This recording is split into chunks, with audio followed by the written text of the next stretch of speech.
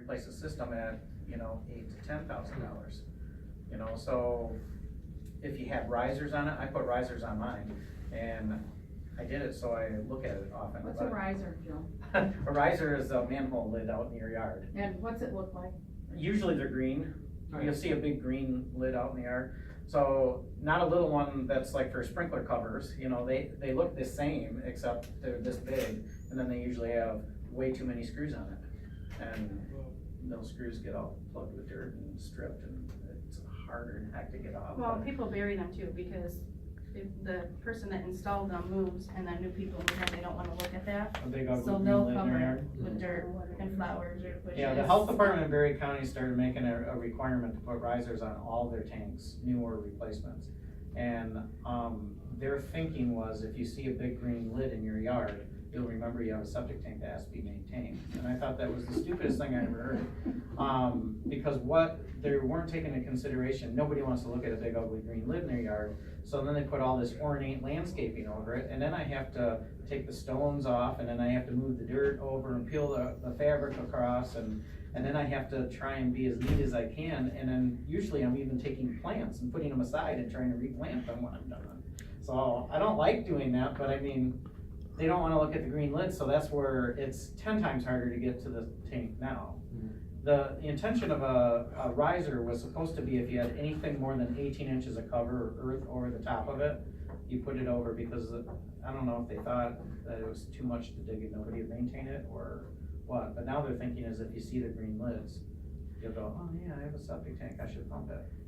So I told them they should make them put the oil filters on your car on the hood. So you remember that there's oil in there and you have to change the oil. But I don't know, I just thought that was a strange thing to say. What, just with the majority of drain fields out there, what does that inspection look like? How do you inspect the actual drain field? The drain fields, drain beds, anything with a stone medium like that. Typically what I do is I try and locate it first, so I look at the map to see where it's at, and then I verify the length and the width to make sure that's exactly where it is, and the depth of cover, and then I probe through it, and then I bring up the material on my probe, and if it's like white and chalky streaks on my probe, it's usually clean and dry. If it comes back and it's black and smeary, or it's like saturated and dripping, I mean, that's not a good sign. Well, So you can sometimes tell the it's under moisture. pressure too, like when you're Yeah, looking so into it. sometimes when it gets like kind of questionable, then you have to take an auger and dig into the stone and actually bring the medium up to see, Gotcha. is it organic or is it, you know, cause some of the soils are organic and black. Just because you're bringing up black doesn't necessarily mean it's failing. So if you wanna verify, is it actually in bad shape? But you're never gonna bring up clean, dry stone in a failing system. So if it's clean and dry, it's clean and dry. So the only time I would really actually take something and dig through the system, risk, you know, hitting a pipe, would be if I actually saw some black or. So in that situation, so the water goes from the tank to the drain system or the drain field, and then that obviously just absorbs into the ground, correct? So if it would be black, that would mean that your solids basically are No, coming with out of that, the tank? over time what happens, and this can happen and probably will happen in every system eventually, the sewage water that is being dispersed into the stone will eventually form this like black slimy mucus membrane around it where it doesn't allow water to pass through anymore. The soils will become saturated with sewage and it won't take water anymore. And typically, when it gets to that point, it will either start flushing out of the house really slow, or you'll start seeing wet or really thick green areas. So when it starts getting to that point and it's time for a new system, what they generally would do is they would have you put in another system, keep the old system and put a diverter valve where you can go back and forth between the two. Because over time, when you don't have water going to a system that is spent, it will dry up. There's aerobic and anaerobic bacteria. And the aerobic that's in the oxygenated area, when you're not feeding it with water anymore, and it's allowed to dry, that will eat all the black and microbes. And it'll be like a brand new system one day again. It typically takes about 7 years to fully recover. So if you have a system that's in a state of failure, it doesn't necessarily mean there's no hope for this property. And actually, some of these houses already have 2 systems. And you might have one that's in poor condition, the other one's good. So the thing that you wanna be really conscious of is the alternating valve still functional? Cause some of them will leak, cause there's different kinds of alternating valves too. There's one where there's two, things out in the yard, like little 4-inch observation ports. You open that up and you move a paddle from one to the other, and it just dams off the water to one or the other. And if that leaks, then it won't really have a chance to recover. Does the well have to be a certain distance from that field as well, or is Yes. it just the tank? 50 feet to the tank, 50 feet to the final disposal, is typically what the distance is. So when you say replace the system, they might only need to add another drain field Yes, or so you could keep the final tank and- disposal. Yeah, so it might be that.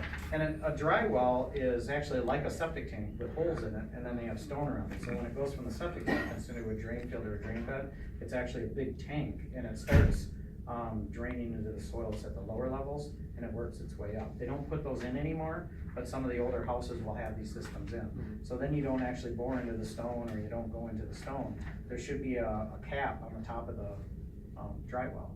And that same with the block trench is the same, it's a big tank, so you have to find where there's a lid, and you open it up, and then you look at the level. So if it's 6 feet deep and you have 3 feet of water, it's got half of its life left. But it's not exact science like that, because the soil stratuses are different as you go, so some of them drain faster and some of them are slower. So if it's been in there for 40 years, it doesn't necessarily mean you have 40 more years, but you could. So what about selling a house without a well and septic inspection? Don't need us at all. What do you need? Tell me what you need. Oh, you mean if you have a well and a septic, but you don't want the inspection? Hey, you have a well and septic, you don't do an inspection, what do you need in your back pocket? A lawyer. You need an attorney in your back pocket. Yes. Do not do it. Yeah, it's not a good idea because it's part of the full disclosure thing. You know, if you're selling it to somebody that wants to take those chances, and it's still, the person that's selling it is gonna be under scrutiny, you know, so. The agent and the agency is going to be under scrutiny for doing it. You're Yeah. not gonna get around that. And that was my argument with the Berry County Health Department, who said, without these inspections, all of our lakes, streams, and rivers are gonna be poisoned with sewage. And I said, that's ridiculous, because most purchase agreements require it, and most realtors that wanna remain realtors for a very long time, will get these inspections. And we haven't slowed down at all, and that was our primary area, Berry and Eaton County. So they did about 1,300 inspections a year, and we did between 50 and 60% of all those inspections were just us. And then there was, I think, 17 to 18 other evaluators that were fighting for the other 40-some%. So, I mean, we were probably the main people doing it. And now that they don't have the regulation, we're still doing the same lot of inspections. So, 31 years in the business. Ask me how many I've sold without a well and septic inspection, if there was well and septic involved. 0. I do not want a $20,000 bill down the road haunting me. Yeah, I used to do these inspections for the health department, and I've worked with her for a lot of years before I started doing it privately as an inspector. Yeah. So, With, going back to, I know our time's kind of limited, but going back to, a well, since we've still a lot of agents who don't sell houses, well, don't have a lot of experience selling homes with wells. Obviously PFAS is big in the news. What other things do they look for, like, I've always been told high nitrate level, basically in the new well, or chlor, yeah, I couldn't spit it out. bacteria. Yeah, Yeah. stuff like that. Can you kind of elaborate on those? I know we have Yeah. a sheet here, Like but. what would we run into that we would have Well, to be a red A flag? basic inspection is typically gonna be bacteria, which is gonna be coliform and E. coli, and nitrate, which also includes nitrite. Additional samples would be lead, arsenic, PFAS, but it's gonna be a little bit more difficult to do the PFAS testing just because they're kind of in the discovery stages of what the limits are, what's safe, what's not safe. And there's not a whole lot of labs that are doing that sampling right now. Michigan doesn't have any certified labs. You can Or still any have it, limits. yeah, and What are they? Yeah, they're Well, certified, Right. but they'll take the they're, samples. and they're using Pace Analytical, because I did call them to try to find out, you know, because if people do want these samples, we don't do them, I need to find out how they can get them done. So basically, most health departments and other labs that aren't doing the PFAS sampling are recommending Gordon's. However, Gordon's is a water, treatment company.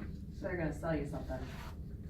Well, Probably. right, but Yeah, that's, what if it's there's a like bias big like that, debate. you do gotta consider that. Mm-hmm.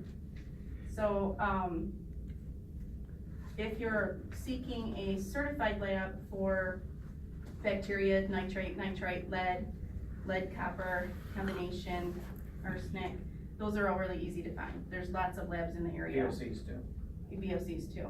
PFAS is a little bit more difficult to find. There are 3 labs in the whole United States that are certified. Having a certified sample for that is $1,400 for one sample. Having Gordon's do it is $300, but I think they're doing it at that price under the assumption that we know we have a PFAS problem, so the likelihood of it showing up positive that you would want to do something is pretty high. So they're going to probably profit from the equipment that they're going to sell you. I can't say for sure, but that would be my suspicion on why they can do it for $300 and a certified lab can't do it for less than $1,400. So that would be the price difference. It doesn't usually sound like drilling a new well is an option for PFAS, it sounds like water treatment, and it's expensive water treatment. They're like, I think $6,000 for a whole house system. So it'd be reverse osmosis and charcoal filter system. But it would be for the whole house, where if you have a high nitrate, Berry County used to make you drill a new well if you were above 10.0. The last probably 2-3 years, they changed their policy and allowed you to put in reverse osmosis at the kitchen sink for the potable water, If it's under 25. if it's under 25. I think Joel and I will feel that that's probably a suitable answer to that problem, because nitrates is really only a problem for pregnant women and fetuses and infants under 6.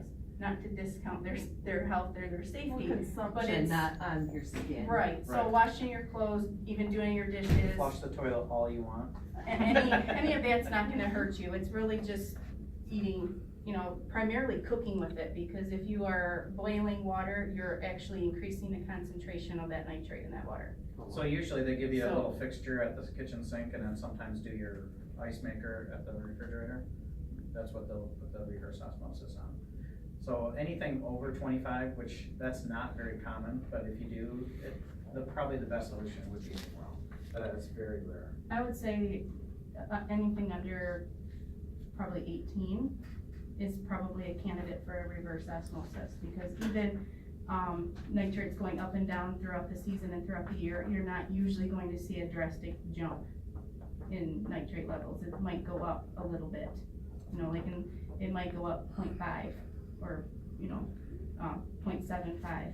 It's not usually gonna jump from think we- 1 to 10. We've only gotten like probably 3 or 4 over 25 in 10 years. So I mean, not many. No, there's been a couple, maybe there was 140, I think. Yeah, one was like. But it was in a known area of high nitrates, so all the new wells in the area were drilled to a protected One of aquifer. my first ones was 41, but that was a long time ago. You're gonna find that in heavily farmed areas where it looks very sandy. So this time of year, when all you see is brown grass and farms, those areas are gonna be probably high likelihood of having nitrates in there. And there's reverse osmosis systems like at home improvement stores for just a few, $200, $300. But they do have better quality systems that are gonna be through water conditioning companies.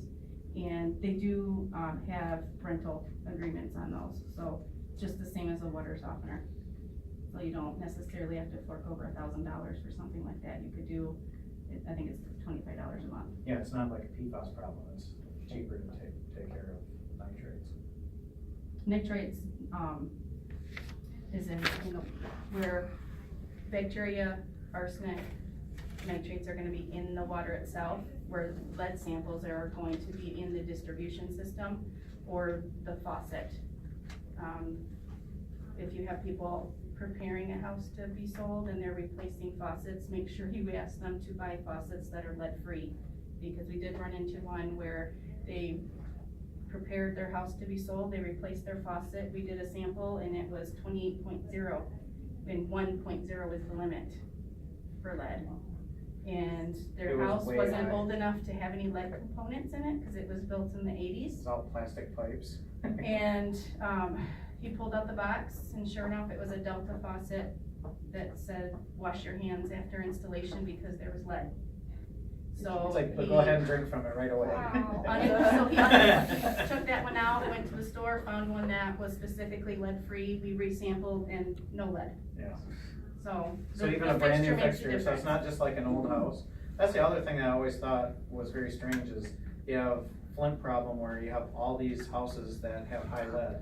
And they say it was the municipality, and then after they fix the municipality, they still say everybody's got lead. But these houses, some of them are, hundreds of years old. When you have a house that's got old plumbing, you're likely gonna have that. So I thought, when they started opening their eyes to that as an issue, I thought we would start getting calls for people selling houses in the city that are old houses. I've still not one since then has ever called for a lead sample in an house, or an old house.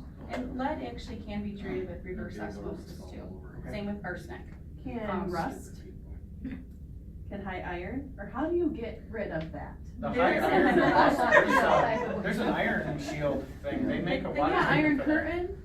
Yeah, Is they, that what you're talking about? Okay. yeah, they make specific, if you go to a water treatment person, whatever kind of issue you have, not just hard water, but whatever issue you have, they can usually figure out how to get rid It of it. kinda depends on the They severity. can, you They did? can't. I have all the systems, Oh.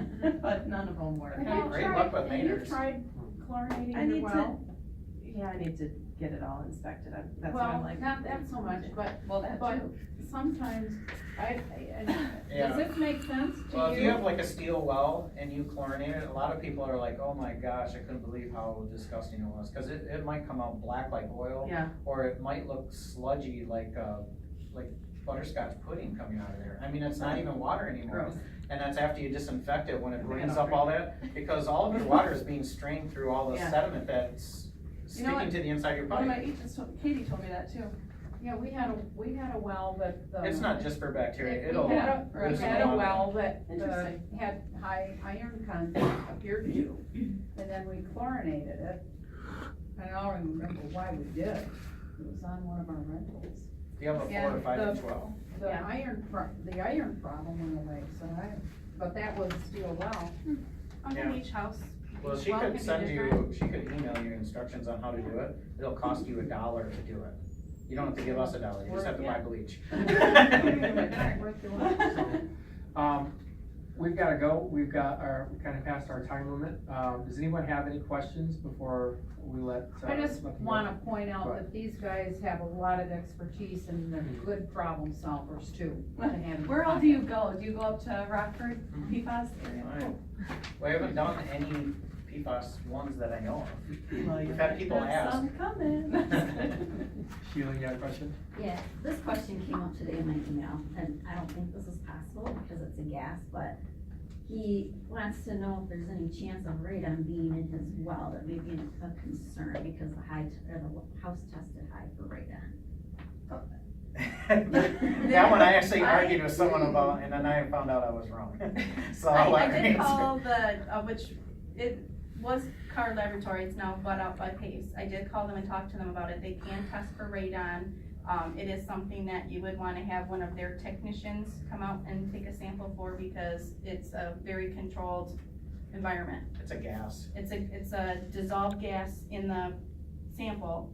So I guess I would say if you have extremely high radon, there's probably a small potential. But from what the lab told me, very few people have radon actually in their water, just because gas doesn't, I don't know what, It's not I'm not a soluble. chemist, yeah, just it's not mixed in the water, because it's Yeah, typically so a if it gas. does come out with your water, it's going straight. You know, Okay. so don't go like that, I guess, I don't know, but it's strange because if you're taking a water sample, it's how, how do you take it when the gas is going out? It's like, no, I have no radon, but no, I guess I do. But there's probably other labs that do it, I just haven't talked to them about it, but I know that Pace Analytical does. They're out of Kalamazoo, they have an office in Grand Rapids too, I haven't worked with really their office as much. I would, to give you an estimate, I would guess it's gonna be around $150, $200 to have a radon test. most of it's gonna be a service call for their technician to come out. So, But there are lenders that are asking that, and the first one that ever asked me, I kinda laughed at. Not on purpose. I know, I did that too. That's well, Because I it's a kinda gas. laughed too, It's 'cause like, I've how do I never get heard of gas? it. But I mean, oxygen and hydrogen are a gas too, so I guess, I'm not a chemist, but I mean, I guess it's possible, but So this is a new build, so how long, normally you don't have to have a well and septic inspection.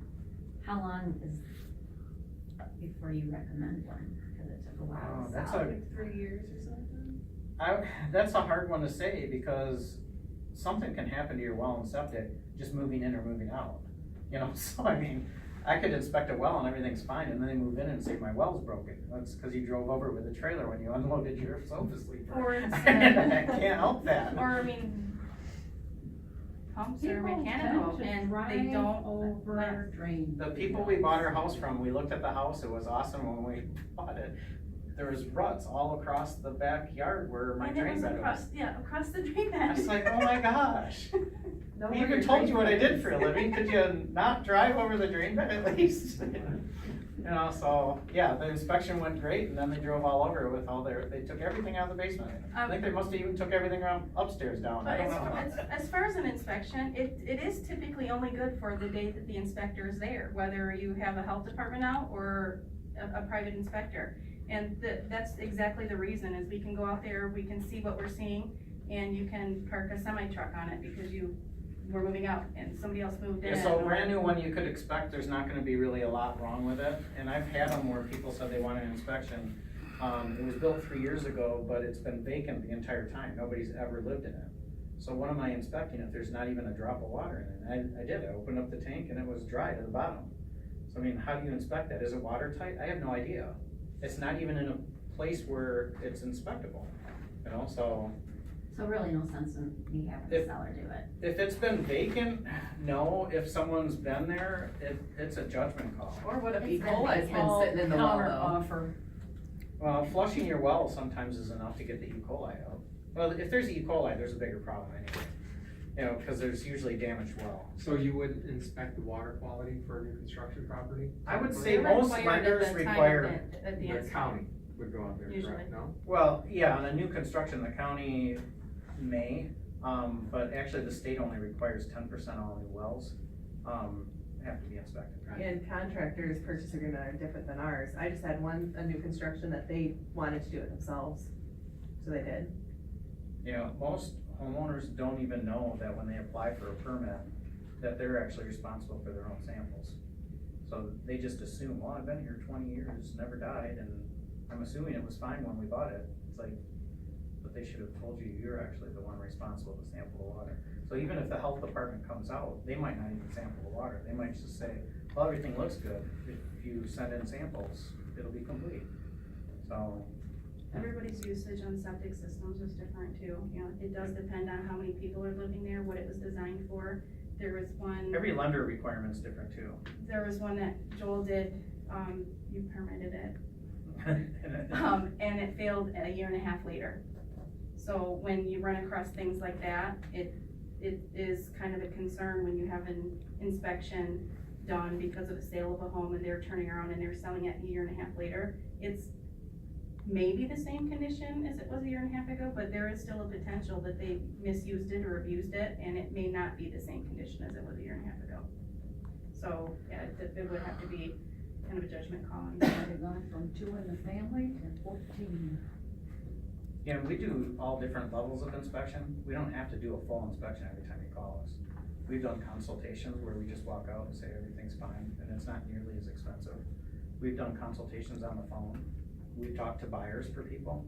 You know, can you tell my buyer this? Yeah, well, if you want us to. You know, my biggest problem is sometimes I share too much. If someone asks me a question, I'll answer it. So over the years being private, because when I work for the health department, everything has to be just public record. So you share everything, no matter who it affects. But when you're doing real estate and you're in private practice, a lot of times you just have to write the report and have no opinions. And that's what I try and do, is have very little opinions. And people will say, well, how long do you think this will last? Well, I couldn't do it as a health inspector, and I can't do it as a private evaluator. I have no idea how long the system's gonna last. no matter what the report says. It could say it was brand new installed yesterday, and I can't give you any, and it's written right on the site plans that it's not an operational guarantee. And generally, the lower the saturation level of the stone, the longer it's gonna last, but it's gonna have to be cared for.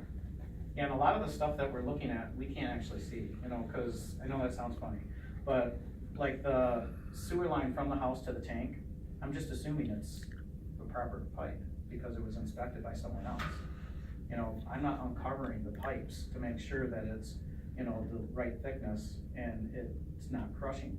You know, cause if the sanitarian didn't look at it when they did the final and it's thin wall and it crushed when they covered it, and that's why it's having a problem, I wouldn't know that, other than looking at the condition of the drain bed and looking at the water level in the tank, but that doesn't tell me if the water is getting out to the tank properly. So that's why I like to see it when someone's living there, so I can see the operational condition. Makes sense. And then I'm Okay, also then. not counting on someone else's words in a pump card on my report. I'm not actually one that's seeing it. Okay to have a buyer come along on an inspection? I'm always okay with anybody coming along, dogs, cats, horses, people, buyers, sellers, grandparents. I'm very chatty, so if they wanna chat, I will chat. But as long as the person that's hiring me is okay with those people being there, because I am chatty. Okay, knows, I will say whatever people ask me, I will answer their questions, even if the person that hired me wishes I wouldn't be answering all those questions. So if you don't want a buyer there, make sure they're not there. I had a buyer, they wanted to be there, I wanted them to be there. Buyer is screaming at me because the tank hasn't been pumped yet. Yet I'm trying to explain why the tank hasn't been pumped yet. Joel took over, by the time we were done, the buyer was so thrilled, but, you know, he was old school, thought the tank had to be pumped first. Even though I'd shown them, Lord, I don't know how many, probably I know what 40 you're talking about. houses. Yeah. And they trusted me up till that minute, right that minute, when that tank He wasn't was pumped. yelling at her He in was- front of the other agent. Yeah, yeah. You obviously don't know if Casey's I like the waited nicest until he person to be on. apologized 4 times before I accepted his apology. All right, any other questions? All right, appreciate it, guys, thanks for coming We in. left our business cards here, so if you do have other questions, you can just call us. Thanks. Thank you, guys. And there is a bunch of pizza there.